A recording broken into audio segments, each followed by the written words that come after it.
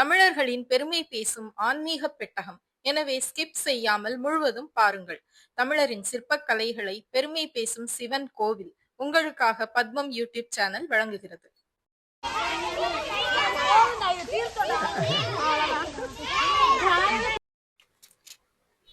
சோழர் கட்டிடக்கலையை பற்றி பேசும்போது பெரும்பாலானவர்கள் முதலில் நினைப்பது தஞ்சாவூரில் உள்ள பிரகதீஸ்வரர் கோவில்தான். உலக புகழ்பெற்ற அந்த கோவில் அனைவருக்கும் தெரிந்த ஒன்றே.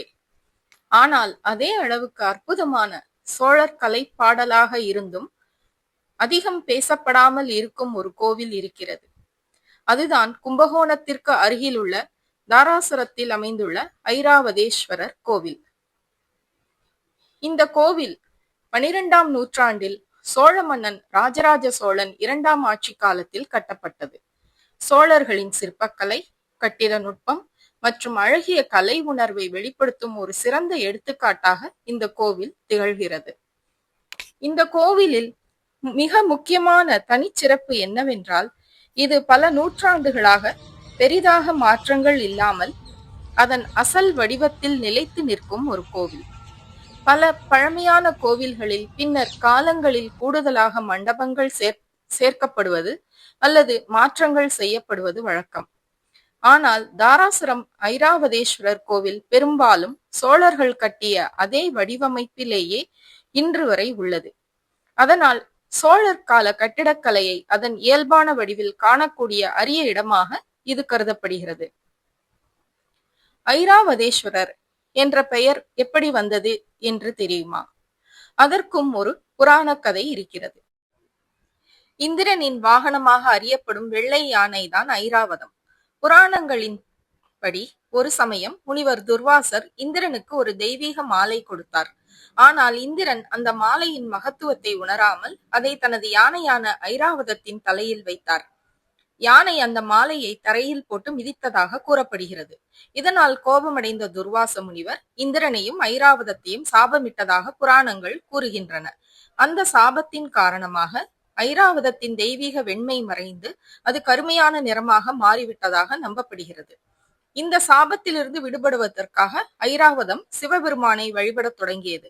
பல இடங்களில் தவம் செய்ததாகவும் கூறப்படும் ஐராவதம் இறுதியாக தாராசுரத்தில் உள்ள சிவலிங்கத்தை பக்தியுடன் வழிபட்டது. இறைவனின் அருளால் அந்த சாபம் நீங்கி மீண்டும் தனது இயல்பான வெண்மையை பெற்றதாக இந்த இடத்தின் ஸ்தல புராணம் கூறுகிறது. இந்த கோவிலின் மற்றொரு அற்புதமான அம்சம் அதன் சிற்பங்கள். கோவிலின் சுவர்கள், தூண்கள் மற்றும் மண்டபங்களில் மிக நுணுக்கமாக செதுக்கப்பட்ட சிற்பங்கள் காணப்படுகின்றன. குறிப்பாக நடன அசைவுகள், இசைக்கருவிகள் மற்றும் அண்டைய காலத்து சமூக வாழ்க்கையை காட்டும் காட்சிகள் மிகவும் உயிர்ப்புடன் செதுக்கப்பட்டுள்ளன. இந்த கலை மற்றும் வரலாற்று சிறப்புக்காகவே தாராசுரம் ஐராவதேஸ்வரர் கோவில், தஞ்சாவூர் கங்கை கொண்ட சோழபுரம் கோவிலுடன் சேர்ந்து யுனெஸ்கோவின் உலக பாரம்பரிய சின்னமாக அறிவிக்கப்பட்டுள்ளது. சோழர் கலை, வரலாறு மற்றும் ஆன்மீகத்தை ஒரே இடத்தில் அனுபவிக்க விரும்பினால் தாராசுரம் ஐராவதேஸ்வரர் கோவில் கண்டிப்பாக நீங்கள் பார்க்க வேண்டிய ஒரு அரிய பொக்கிஷம். ஊர் பெருமையெல்லாம் பேசும் தமிழன் தன் பெருமை அறிய மாட்டான். தஞ்சாவூர் மாவட்டம் கும்பகோணத்தில் தாராசுரம் ஐராவதேஸ்வர் சிவபெருமான், தாயார் தேவநாயகி அம்மன் இருவருக்கும் தனித்தனி கோயில் உள்ளது இங்கு மட்டும்தான். கட்டடக்கலையின் நுணுக்கம், ஆன்மீகத்தின் அதிசய கோயில், சிற்பக்கலையில் 1 லட்சத்தை தாண்டும் சிற்பங்கள், ஆயிரக்கணக்கான தூண்கள், அத்தனையும் கல் தூண்கள், வரலாற்று சிறப்புமிக்க சோழர் காலத்து கோயில். இதோ வாருங்கள், கற்சிற்பங்களில் 3D எஃபெக்ட். அந்த காலத்திலே கல்லிலே சிலை வடித்து அதை 3D எஃபெக்டில் கொடுத்திருக்கும் நுட்பம். இந்த தூண் எவ்வளவு நுட்பமாக செதுக்கப்பட்டுள்ளது என்பதை இன்றைய கம்ப்யூட்டர் உலகத்தில் கூட இதை சாதிக்க முடியாது. உயரமான இடத்தில் செதுக்கப்பட்ட சிற்பக்கலையின் ஒரு மாபெரும் பொக்கிஷம்தான் தாராசுரம். ராஜகம்பீரமான திருச்சுற்று மாளிகை. கிட்டத்தட்ட ஒவ்வொரு மண்டபத்திலும் ஏகப்பட்ட தூண்கள். எப்படி நிறுவினார்கள்? எப்படி சிலை செதுக்கினார்கள்? எல்லா கோயிலிலும் பெரிய பெரிய சிலைகளை பார்த்திருப்போம். இங்கே 10 அடி உயர சிலையும் உண்டு. 1 அடி உயரத்துக்கு குறைவான கற்சிலைகளும் உண்டு. இதோ பாருங்கள் தாயார் சன்னதி.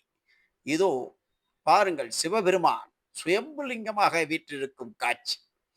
இப்படியாப்பட்ட ஒரு அதிசய கோயில் தமிழகத்தில், அதுவும் தஞ்சாவூர் மாவட்டம் கும்பகோணத்திலிருந்து சுமார் 8 கிலோமீட்டர் தூரத்தில் பாருங்கள். தேர் போன்ற ஒரு வடிவமைப்பு, குதிரைகள் சக்கரத்தில் இழுத்து செல்லும் காட்சி. இப்படி ஒவ்வொரு சிலையும் கவிபாடும். இதோ பாருங்கள் கைப்பிடி சுவர் சிலையை பார்த்தீர்கள்னா அதிசயமாக இருக்கும். ஒரு பக்கம் யானை தேரை இழுப்பது போல் ஒரு காட்சி, மறுபுறம் குதிரை. இப்படி ஏகப்பட்ட மாறுபட்ட கோணத்தில் இதோ பாருங்கள் வாலி வதம், கதை சொல்லும் சிற்பங்கள். பாருங்கள் ராமன் வில்லேந்துகிறான், வாலியும் சுக்கிரவனும் சண்டையிடும் காட்சி. இந்த சிற்பங்கள் கிட்டத்தட்ட 1200 ஆண்டுகளுக்கு மேல் வடிவமைக்கப்பட்டவை என்பது குறிப்பிடத்தக்கது. ஒவ்வொரு இடமும் ஒவ்வொரு சொல்லும் கதை சொல்கிறது. நம்மிடம் பேசும் சிலைகள், பாடும் படிக்கட்டுகள், இப்படி ஒரு கலை நுணுக்கமாகவே காட்சி தருகிறது. இங்கிருக்கும் சிற்பங்களின் நுணுக்கம் இதோ பாருங்கள். இதன் கலரே வேறு விதமாக இருக்கிறது. இப்படி முனிவர்கள் ரிஷிகள் வாழ்ந்து வழிபட்ட தலம்தான் இந்த தாராசுரம். காணத் தவறாதீர்கள். வாழ்வில் ஒரு முறையாவது சென்று பார்க்க வேண்டிய திருக்கோயில். அதுவும் உலகத்தில் இது போன்ற ஒரு கோயிலை நீங்கள் பார்த்திருக்கவே முடியாது. உலகம் அதிசயிக்கும் ஒரு கோயில் தஞ்சாவூர் மாவட்டத்தில் கும்பகோணத்திலிருந்து சுமார் 8 கிலோமீட்டர் தூரத்தில். இப்படியாப்பட்ட அதிசய கோயிலை நீங்கள் கண்டிப்பாக சென்று பார்க்க வேண்டும் குடும்பத்துடன். இதோ பாருங்கள் எவ்வளவு மதிநுட்பமாக செதுக்கப்பட்ட இந்த சிலைகள். கிட்டத்தட்ட பாருங்கள் சிவன், விஷ்ணு, இப்படி பல்வேறு கலைநுணுக்க சிலைகள் மிக சிறிய அளவில் எப்படி செதுக்கினார்கள் நம் தமிழன். அதுவும் சோழ மன்னன் 85 அடி உயரமான கோயில் விமானம் பிரம்மாண்டமான தேரை போன்று காட்சி அளிக்கிறது. இதோ பாருங்கள் சண்டையிடும் காட்சி. மனித உடம்பு, தலை மட்டும் விலங்கு போல் இருக்கும் காட்சி. இப்படி சிலைகள் ஒவ்வொன்றும் ஒவ்வொரு கதை சொல்லும் சிலைகள். நமக்கு இதை பற்றி அறிய மிக சரியான வரலாற்று அறிவு இருந்தால் மட்டுமே புரியும். இதோ பாருங்கள் சண்டையிடும் காட்சியில் ஒரு பெண் தலை ஆட்டுத்தலை போல் இருப்பதும், ஒரு ரிஷி இழுப்பதும், சண்டையிடுவதும் போன்ற காட்சிகள். இப்படி ஒவ்வொரு சிலையும் ஒவ்வொரு கதை சொல்லும், உங்களிடம் பேசும். இதோ பாருங்கள் இந்த சிலை அதிசயத்தை. ஒரே சிலை 2 உருவங்கள். யானை தலை, யானை தலையை மறைத்தால் எருது தலை. இப்படி ஒரு சிலை 2 கதை சொல்லுகிறது பாருங்கள். இதோ பாருங்கள் எருது தலை உங்களுக்கு தெரிகிறதா? இதோ இந்த பக்கம் மறைத்தால் யானை தலை. இப்படி 2 பக்கமும் 2 மிருகம், விலங்குகள். யானை, இப்பொழுது எருது. இதை மீண்டும் படம்பிடித்து காட்டுகிறோம். மிக நுணுக்கமாக செய்யப்பட்டுள்ள இந்த சிலை எவ்வளவு அருமையாக இருக்கு பாருங்கள். இப்பொழுது எருது தலை தெரிகிறதா? ஒரு காளையின் தலை இப்பொழுது இருக்கிறது. இந்த தலையை அந்த பக்கம் மறைத்தால் யானை தலை தெரியும். இப்படி ஒரு கல்லில் 2 மிருகங்களின் உருவம், யானையும் எருதும் ஒரே வடிவத்தில் காணப்படுகிறது. இதோ மீண்டும் ஒரு இடத்தில் வாலி வதம், சுக்கிரனையும் வாலியும் ராமபெருமான் வதம் செய்யும் காட்சி. இப்படி ஏகப்பட்ட சிலைகள் நுணுக்கமாக முறையில். இன்றைய வாருங்கள் இங்கு பெண்கள் போர் செய்யும் கலைக்காட்சி.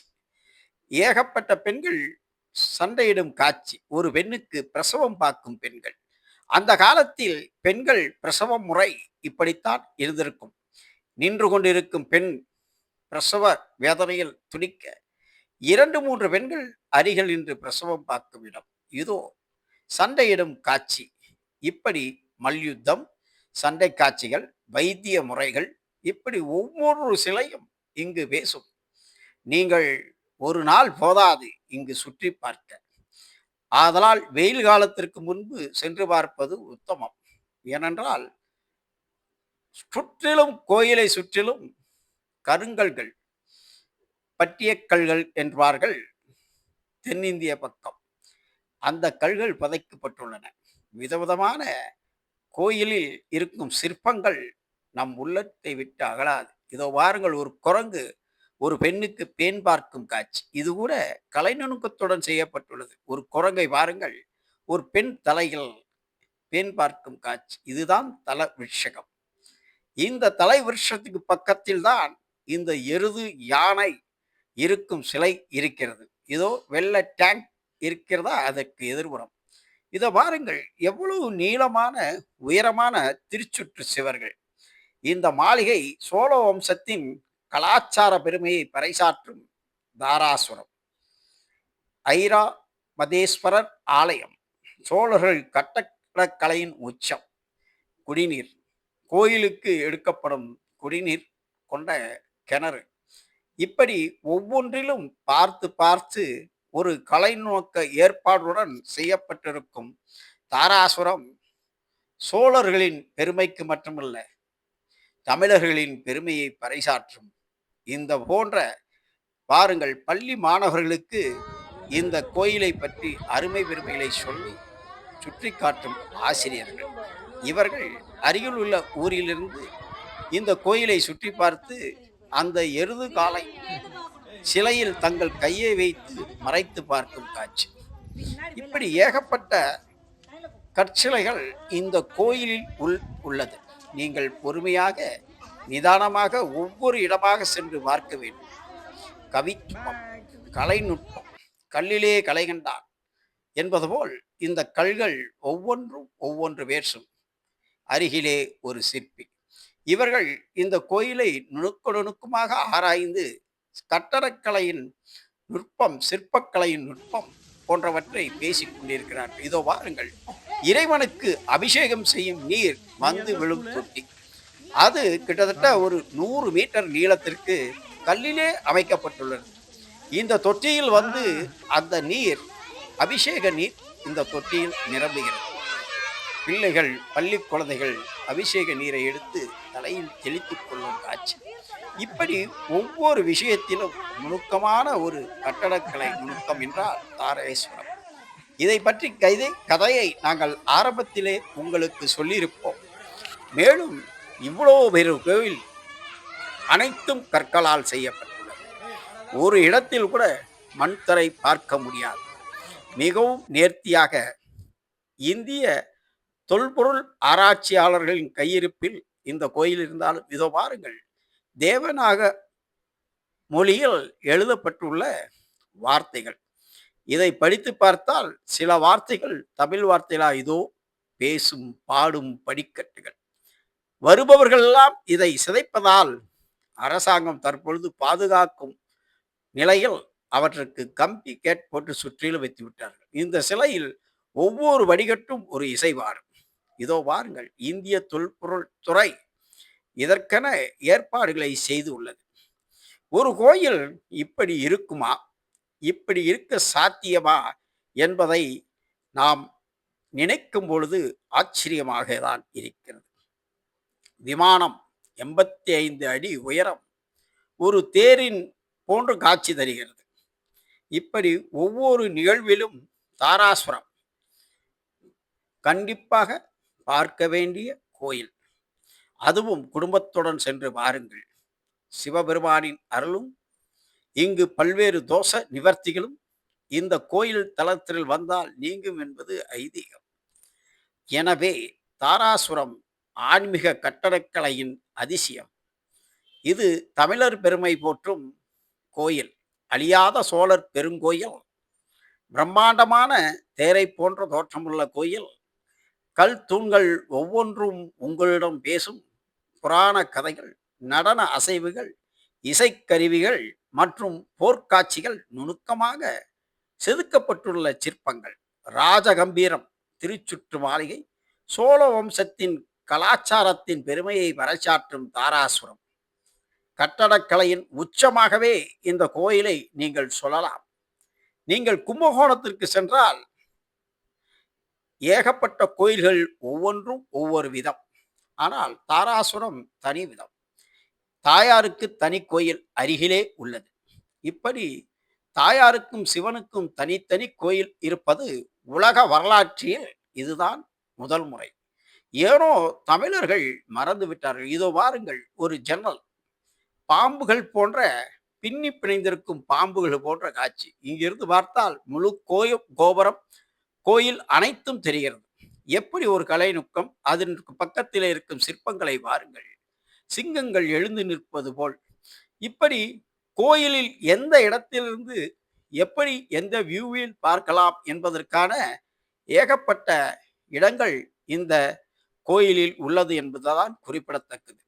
தாராசுரம் உலக வரலாற்று, இந்திய வரலாற்று, தமிழக வரலாற்று, தமிழர்களின் பெருமையும் அறிவுத்திறனையும் கலைத்திறனையும் ஆன்மீக திறனையும் பறைசாற்றும் ஒரு பொக்கிஷம்.